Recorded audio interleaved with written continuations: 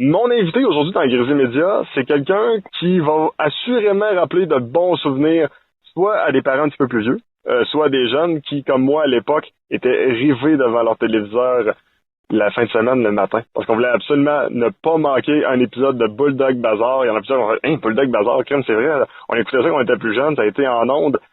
Milieu 90 jusqu'à un petit peu plus que le début des années 2000. J'avais moi celui qui, à l'époque, faisait le personnage de Jules avec les... Ça, c'est le gars qui avait les cheveux colorés avec du rouge, du bleu. Le gars qui était pété un peu. Son vrai nom, c'est Charles Godreau. Je l'ai avec moi. Salut Charles, ça va bien? Ben oui, ça va très bien, toi. Oui, ça va très bien. Hey, je regardais ça, puis sur vous, quand j'ai vu les images, parce que là, on annonce un show de retour, on va en parler un petit peu tantôt, mais je me suis dit, il ressemble à quoi maintenant, Charles Godreau? Parce qu'à l'époque, Jules, ben c'était le gars qui était coloré, le gars qui était pété un peu. C'est il a pris de l'âge un peu, mais il a l'air encore d'être quand même très, très sympathique. Ben, il a peut-être arrondi un peu. Puis il a vieilli, c'est quand même, tu vois, on a arrêté Bulldog en 2002, on est en 2018, donc 15 ans plus tard, avec des cheveux gris plutôt que des cheveux colorés. Quoique gris, c'est une couleur, hein, on peut dire ça. Oh oui. Donc, c'est ça. Donc, il a vieilli, comme vous autres aussi, qui étiez des enfants quand vous nous écoutiez. Alors, ben là, moi, j'ai vieilli aussi, mais il va très bien. Il va très, très bien. Bon, la première question, là, on parle de tes cheveux, on va s'amuser là-dessus. Il était-tu vraiment rouge et bleu en permanence ou c'était juste pour le costume?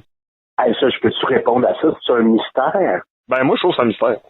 OK. il est arrivé, il y a eu bien des étapes. Au début, ils ont tenté de me bleacher.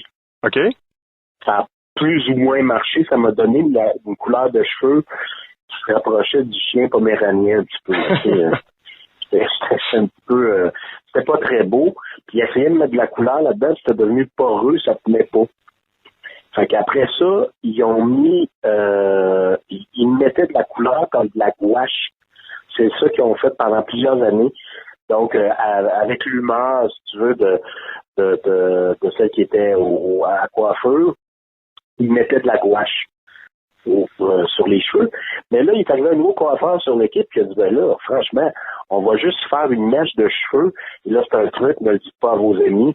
Et puis, j'ai l'impression que je vais briser des cœurs à faire ça, mais c'est comme ça. C'était plus mes vrais cheveux à la fin, c'était quelque chose qui avait été posé sur le chapeau. Ah ouais? C'était des mèches de couleur qui avaient été posées sur le chapeau. Donc, j'avais pu à me faire mettre quelque chose dans les cheveux. Il y avait différents peignes qui étaient cousus après les différents chapeaux que j'avais. Puis, dépendamment du costume, ça fitait avec le costume, dépendamment du chapeau. Donc, les 2 dernières saisons, c'était comme ça que ça fonctionnait. Fait qu'il y a eu bien des étapes. Si on parle du début de Bulldog Bazar, comment c'est né le concept? Parce que là, on s'entend, à l'époque, tu avais déjà des émissions de télévision pour la jeunesse, puis c'était quelque chose qui marchait déjà bien. Là, on arrive avec Bulldog Bazar, c'est quelque chose de nouveau. On essaie de changer un petit peu la façon de faire. Comment ça a été créé et comment tu as été amené à l'équipe? Moi, j'étais pas là à la création de l'émission. La première saison, il y avait France Parent qui jouait le rôle de Max.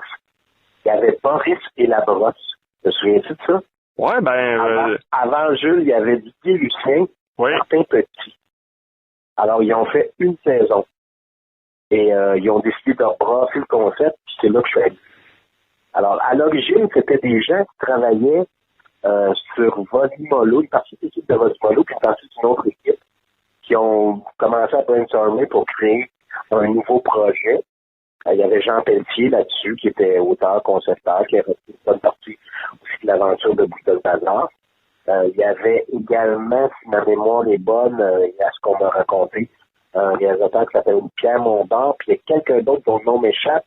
Je trouve ça plate parce que je pense que c'est la personne la plus importante, c'est le pivot de toute l'affaire. Mais moi, je n'ai pas travaillé avec ce gars-là. Mais bref, c'est un trio au départ qui a comme créé l'affaire.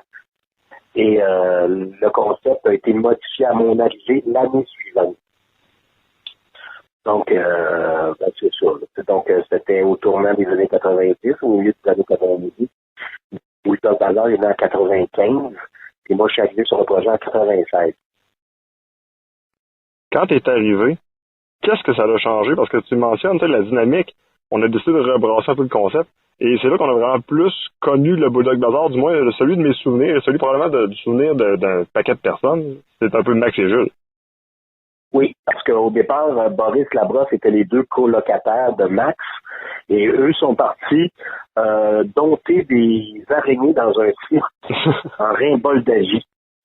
Et il y avait donc ils déménageaient, puis Max était bien malheureuse parce qu'elle restait dans son appartement toute seule, jusqu'au jour où elle a reçu une lettre de son cousin Jules, qui s'en venait en ville, qui s'en venait s'installer pour quelques semaines, puis finalement, il est resté pour toujours. Tu sais.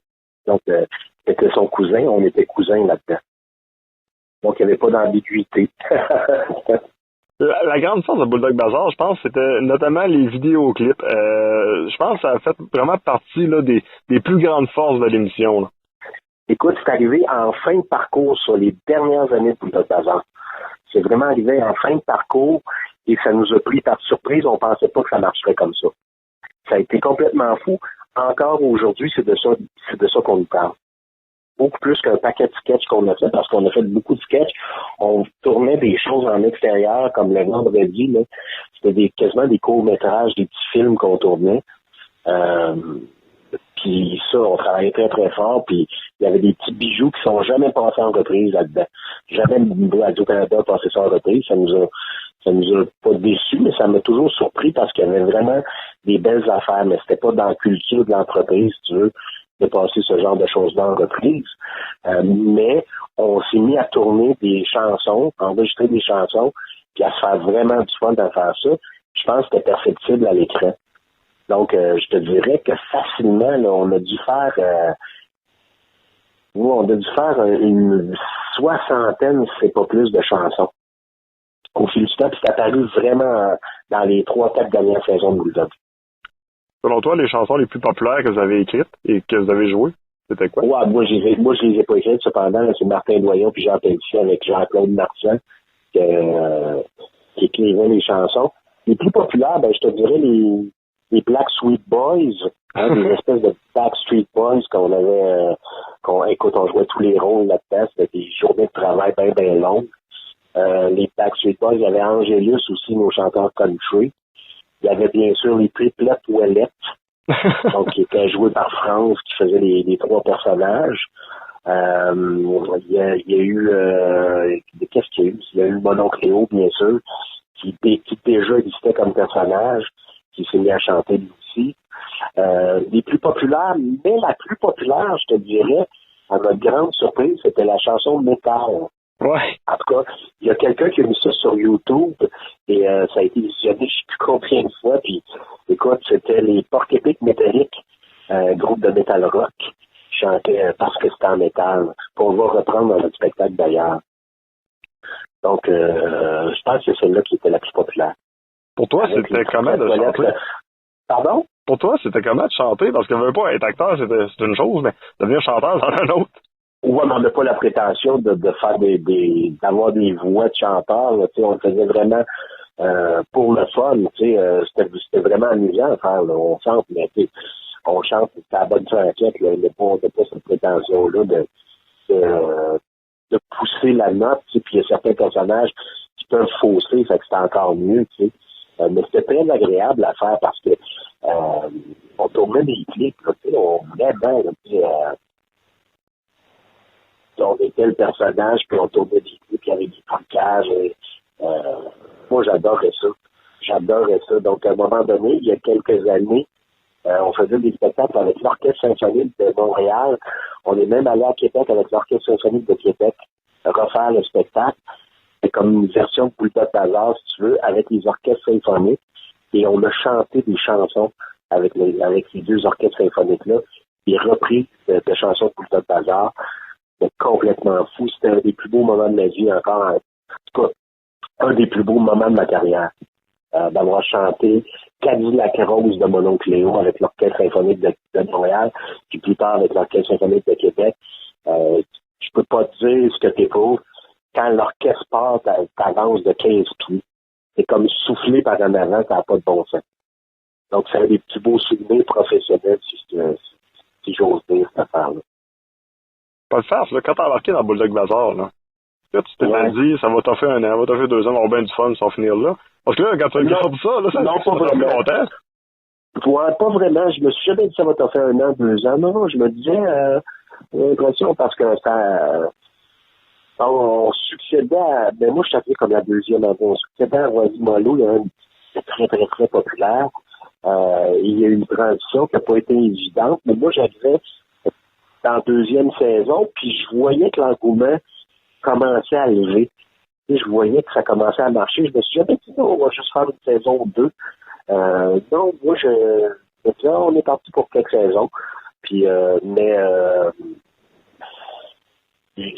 non, c'est une immense fierté d'avoir fait ça, puis surtout que moi, j'ai grandi ici à regarder les émissions jeunesse, un peu comme toi, tu me disais tantôt, c'était pas les mêmes émissions, mais tu sais, on regardait la boîte à surprise, on regardait Popino, on regardait tout ça, puis on tournait au même endroit, c'était à Radio-Canada, c'était un peu la tradition qu'on perpétuait, tu sais, c'est une immense fierté que d'avoir travaillé là-dessus.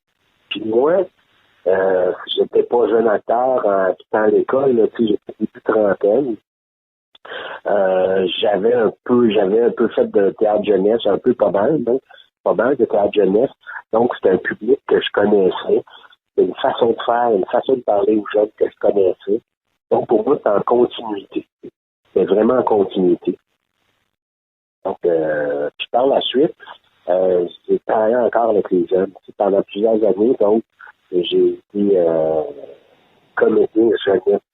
Une autre des forces, je pense, c'était la complicité que tu avais avec ta partenaire. Je pense que ça se ressentait sur l'écran. Tu en as parlé un petit peu tantôt lors des chansons, mais on dirait quasiment que vous étiez nés pour travailler ensemble ou pas loin. Là. Ah ben là, t'as pas tort, t'as vraiment raison. France et moi, on s'est connus à l'école de théâtre à Saint-Hyacinthe. On n'était pas dans la même année, on n'était pas amis. On se connaissait du en fait, France, quand moi j'ai quitté l'école après avoir terminé ma formation, j'étais donc en 3e année, on a sous-loué notre appartement à France. OK. Qui était elle en première année à l'époque. Donc, quand moi j'étais en 3e, elle était en première année, mais on se connaissait pas plus que ça. Je suis arrivé à l'audition et ça a été magique. Ça a été automatique. On s'entendait penser. On a improvisé des scènes. Elle était déjà là. Elle avait déjà le rôle. Et ça a été magique. Pas juste une fois, la deuxième audition aussi.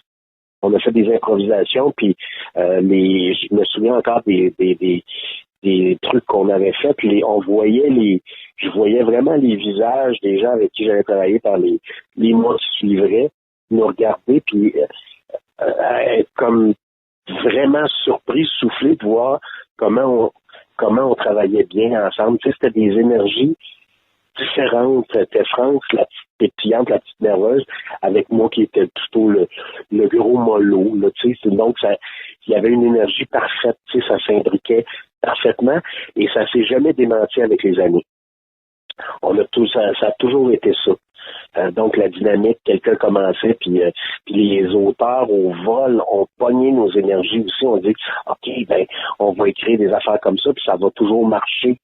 Ils nous mettaient toujours dans des situations où Max inventait des choses, c'était une inventrice, elle inventait des choses, puis moi j'arrivais en arrière, puis j'essayais de faire fonctionner ça, ou ben donc ça se retournait contre moi, ou ben donc je défaisais tout, je brisais tout. Donc c'était la dynamique qui était installée. Puis à travers ça, ben, on jouait des personnages qui étaient différents de nous, puis différents des personnages de Max et Jules. On jouait différents personnages autour de tout ça. Mais ça a toujours cliqué, ça a toujours fonctionné. Et c'est d'ailleurs resté une grande amie, France, là. C'est ma meilleure amie, là. Je sais pas si ça peut dire la même chose de moi, mais c'est resté ma meilleure amie, là. Maintenant, Charles, on y va avec les questions shotgun. Je t'explique le concept, c'est quand même relativement simple. Je te pose une question, t'as pas le temps de réfléchir, faut que tu me répondes tout de suite. OK. Ça te va comme ça? Oui. Bon. La première, on va s'amuser. La première va être quand même relativement simple. Quand vous allez faire votre spectacle de retour, on va en parler là, bientôt. Là. Bon, on va bien en parler tout de suite. Là. Le spectacle de retour qui aura lieu bientôt dans la région de Montréal. Vas-tu avoir les cheveux colorés? Non. Oh. c'est pas, non, mais c'est pas véritablement un spectacle de retour. C'est vraiment un unplug des chansons de Boulevard Bazar. On se concentre là-dessus et c'est pas Max et Jules. C'est vraiment France et Charles qui viennent chanter les chansons. D'accord. Deuxième question. Parce qu'on veut pas être pathétique. Ah, ben moi je suis certain que ça t'aurait bien fait les cheveux colorés. Deuxième question. avec qui d'autre t'as préféré travailler sur l'émission Bulldog Bazar? Il y en a eu beaucoup de talent là-dedans, mais dans les artistes invités ou ceux qui étaient là de temps en temps. J'en nomme plusieurs ou je t'en nomme juste un? Ou, je sais quand même de m'en nommer rien qu'un, mais ça peut être difficile, mais c'est toi. Je te dirais Claude Legault. Ah ben là, c'est quand même quelqu'un de très grand talent, ça, on s'en... Ouais, mais Claude était un régulier de l'émission. C'est vrai. Donc, il faisait Mme Polkavitch qui revenait régulièrement, donc c'était toujours des fous rires incroyables. Mais il y en a eu beaucoup avec Guy Jodoin aussi. Le fou rire mémorable, c'était avec Guy Jodoin qui a duré de longues minutes. Là. On a eu énormément de fou rire là-dessus. Ben, je t'invite à le raconter. Ben, écoute, on tournait un sketch, en fait, un petit film qui se passait dans le bois, en forêt. Puis c'était Max qui s'en allait en camping pour se reposer parce qu'il était fatigué. Puis Max et Jules n'étaient pas en chicane, mais pas loin, donc elle s'en allait se reposer en forêt et elle s'installe dans sa tente.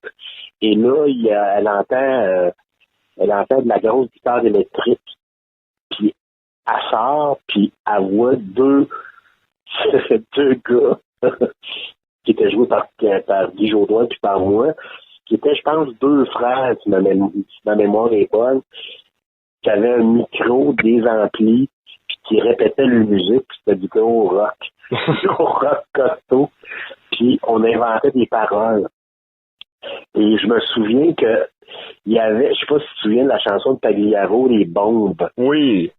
Bon, alors, je sais pas comment c'est mieux, mais Guy Jodoin jouait de la guitare électrique, connaissait juste un accord, puis il partait ça, ding, ding, ding, ding, ding, puis il chantait. Pourquoi il a parti ça? Il chantait des canards, puis moi je répondais des bombes, des bombes. Puis, écoute, on n'était pas capable de le faire. Écoute, je te jure, un fourré qui a duré une demi-heure. On n'était pas capable, on essayait, on n'était pas capable. Puis tout le monde était plié sur le plateau. On n'était pas capable, on avait des gueules, des amis qui étaient blondes, puis on avait des camisoles, puis on faisait, on avait c'était épouvantable. C'était un des fourrés les plus incroyables de ma vie. Ça, c'était avec Guy Jodoin. Il y en a eu plusieurs aussi avec Réal Bossé. Il y en a eu plusieurs avec Stéphane Jacques aussi, là, qui avait des bons fous rires. Je te dirais que c'est les quatre. Réal, Stéphane, parce que Réal faisait mon meilleur ami là-dedans.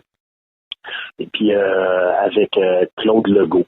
C'est vraiment les quatre qui revenaient régulièrement, là, avec qui c'était vraiment le fun de travailler. Et la dernière question, Shotgun. Je pense que c'est la plus difficile de l'entrevue.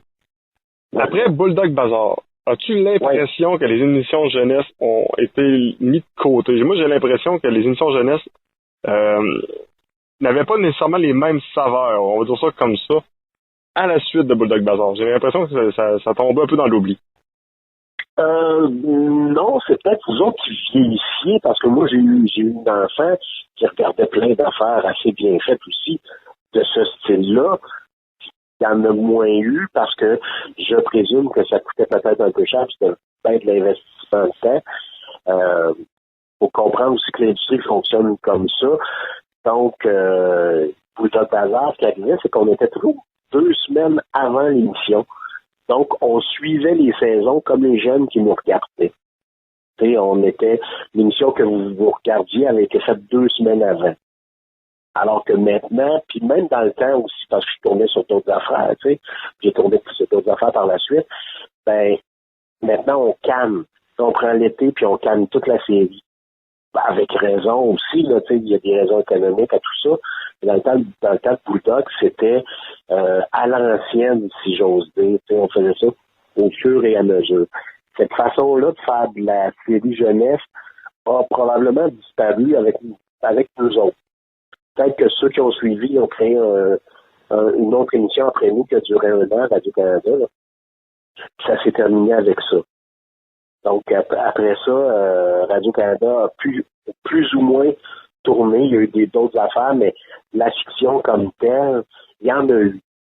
Donc, je ne devrais pas dire ça parce qu'après ça, il y a eu quelques années plus tard une émission jeunesse qui peut tourner un peu dans le même style que Bulldog, mais beaucoup moins avec beaucoup moins de moyens, tu sais. Okay. Mais c'était avec Fred Barbucci, comment ça s'appelait, je me souviens plus du nom. Ma fille regardait ça un petit peu. Mais c'était un autre style, mais c'était tourné studio, bien sûr. Mais après nous autres, on a vraiment arrêté de faire des émissions là, qui suivaient les saisons. Quand c'était l'hiver pour les jeunes qui nous regardaient, c'était l'hiver pour nous autres aussi. Donc, après ça, on s'est tous mis à canner et à travailler pas très, très vite, mais plutôt vite, oui. Mais souvent, tu rencontres les jeunes qui parlent de quelque chose, tu dis OK, oui, j'ai fait ça il y a plusieurs mois, là, j'ai fait ça il y a. Ben oui, c'est. Alors que dans le temps de Bulldog, on nous disait quelque chose, ben ça venait de passer en ondes, on s'en souvient. C'est la façon de faire qui change. Il y a encore des belles et bonnes affaires qui se font, là. Aucun doute. Pour conclure l'entrevue, Charles, on va parler du spectacle. Peut-être nous mentionner la date, le lieu, puis tes attentes. Oui. Alors, c'est un seul soir. Tu disais à Montréal, mais c'est pas vraiment à Montréal. C'est au Théâtre de la Marjolaine. C'est à Eastman. C'est dans les cantons de l'Est. C'est Marc-André Coilier, qui est propriétaire du lieu. Et en jasant avec lui, on dit hey, on pourrait venir chanter nos chansons. Il y a le piano rouge qui est juste à côté du théâtre. C'est un lieu mythique où les comédiens du Théâtre de la Marjolaine, au fur et à mesure au fil des saisons, allaient chanter là. Il y avait vraiment aussi des chansonniers qui étaient Ferland, Claude Léveillé, puis plein d'autres qui allaient chanter là. Et il nous a dit venez chanter vos chansons au piano rouge. C'est France qui a joué l'an dernier au Théâtre de la Marjolaine. Il avait chanté une chanson, puis il a dit hey, on pourrait refaire ça. Et Jean-Claude Marsan, je sais pas si tu connais Jean-Claude, Jean-Claude écrivait nos chansons, les musiques des chansons. C'est Martin Doyon puis Jean Pelletier qui écrivaient les paroles. Et Jean-Claude est encore le guitariste attitré de Plume à travers. Okay. Donc, avec lui, on s'est dit, on va faire ça unplugged. Vraiment, là, vraiment acoustique avec une guitare, pas plus. On prend ça bien mollo, bien le fun. Et on s'est dit, non, pas Max et Gilles. On met pas les costumes, on va être là, on va chanter les chansons. On va chanter avec les autres. On a une vingtaine de chansons qu'on va chanter. Puis après ça, je pense que le party va pogner. Il y a des gens qui, je présume, vont venir nous voir, il va y avoir probablement des artisans qui ont travaillé avec nous autres sur ce show-là, pour être là. Puis du public qui va y être, je pense qu'il y a pas mal de billets vendus déjà. Donc c'est très prometteur, mais c'est vraiment, à moins là, qu'on décide de remettre ça, c'est pas exclu, mais jusqu'à présent, c'est one shot, une seule fois, juste pour le fun. L'idée n'est pas de faire la passe, c'est pas de faire de l'argent. Les billets Internet, c'est vraiment ça l'idée. D'ailleurs, c'est toujours ça qui nous a animés avec tout ce bazar. À toutes les fois, puis je ne le dis pas pour se vanter, mais on ne l'a pas assez dit, à toutes les fois, parce que des fois, c'est tentant où on nous a proposé de faire la passe, d'aller à tel salon, puis après ça, de prendre des photos, puis d'avoir des... L'argent, on a toujours refusé. On considérait, franchement, on voyait ça de la même façon. On était suffisamment bien payé. Donc, on n'avait pas besoin d'aller faire un petit surplus monétaire ailleurs. On le faisait vraiment pour le plaisir et pour faire plaisir aux enfants. C'est avec ce même esprit-là qu'on l'a fait. On est resté, là-dessus, on est resté. Charles Godreau, un gros merci pour ton temps. J'ai vraiment apprécié. Puis je pense que les gens vont triper votre show. Je pense que ça va être très intéressant. On invite les gens à se procurer des billets à y aller. Ben oui, c'est un dimanche soir, c'est au Théâtre de la Marjolaine. Allez sur le site Théâtre de la Marjolaine ou Piano Rouge, je pense Théâtre de la Marjolaine, puis vous pourrez acheter des billets là. Ils sont pas chers, c'est quoi? 15$ pré-vente puis 20$ le soir même. Donc c'est très abordable. Pour se rappeler les souvenirs, c'est vraiment pas cher. Merci encore une fois, puis bon show.